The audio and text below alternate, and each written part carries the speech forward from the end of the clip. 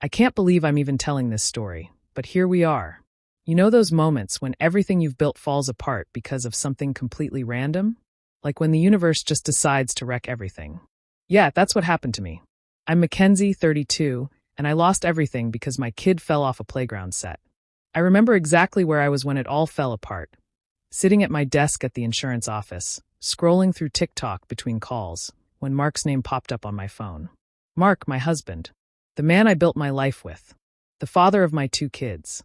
I smiled as I picked up the phone, expecting him to say something sweet about dinner plans or how the kids were driving him crazy. But instead, his voice was shaky, hollow. "Mackenzie," he said, and then, "We need to talk." Just like that, my stomach dropped. Before I tell you what happened next, let me just say, if you love real-life stories full of drama, heartbreak, and unexpected twists, make sure to subscribe. We post every day, bringing you emotional roller coasters that make you rethink everything. Don't forget to hit that bell icon so you never miss a new story. Now back to my nightmare. Mark told me he was at the hospital. Our son, Tyler, had fallen at the playground. He was fine, just a broken wrist, but the doctors had done a routine blood test. And that's when everything fell apart. "Mackenzie," he said again, his voice cold, something I'd never heard before. "They said Tyler's blood type is AB." I swallowed hard. "Okay, I'm O negative and you're A." That's not possible. My body went numb. My mouth went dry. I couldn't think. I tried to come up with something, anything that would make sense, but nothing came to me. Mark wasn't Tyler's biological father. And I knew exactly what that meant. He wasn't our daughter Emma's father either. Mark didn't yell. He didn't scream. He just hung up, and when I called back, he didn't answer. I rushed to the hospital, my hands shaking so badly that I could barely steer the car. When I got there, I saw him sitting in his truck, his head resting on the steering wheel. He looked up when I approached, his eyes red-rimmed, his face pale. "Mark, please," I begged, tears streaming down my face. He just shook his head.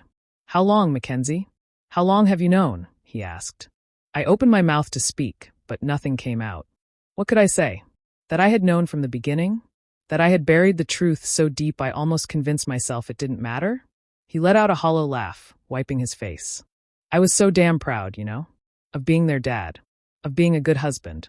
And this whole time, it was a lie. I reached for him, but he pulled away. "Mark, it didn't mean anything," I choked out. "You are their father. You're the one who's been there for them. DNA doesn't change that."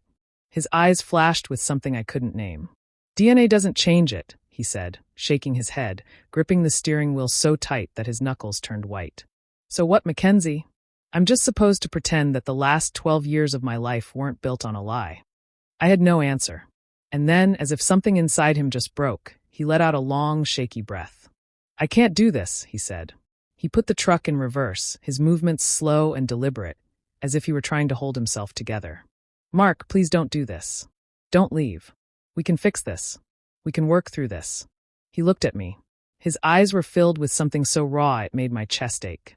"I just spent 12 years raising someone else's children, Mackenzie. And the worst part is, I would have done it forever if you had just told me the truth." And with that, he drove away. That was a year ago. He never came back. At first, I told myself he just needed time. That he'd come home once he cooled down. But days turned into weeks, and weeks turned into months. Suddenly, I was signing divorce papers. The kids didn't understand at first. "Where's Daddy?" Emma asked every night. I would smile through my tears and tell her he was just busy with work. But eventually, even she knew something was wrong. Mark still sends birthday cards. He still deposits money into our accounts. But he won't see me. He won't see them. The guilt is unbearable. I stare at old pictures of us. Christmas mornings, birthdays, vacations. Moments that were real, when he thought his life was perfect. And I stole that from him. I wonder what it must feel like for him to wake up one morning and realize that the children he loved, raised, and sacrificed for weren't really his. I know people will say I deserve this, that I made my bed, and now I have to lie in it. Maybe they're right, but that doesn't change the fact that every single night, I lie awake in bed, staring at the empty side where Mark used to sleep, wondering if there's anything I could have said or done to make him stay. Maybe there isn't. Maybe some mistakes are unforgivable. And now, every time I hear Tyler laugh or see Emma smile, all I can think about is the man who walked away, and the fact that I have no one to blame but myself. If you made it this far, Don't forget to subscribe for more real-life stories, because sometimes the truth is stranger and more painful than fiction.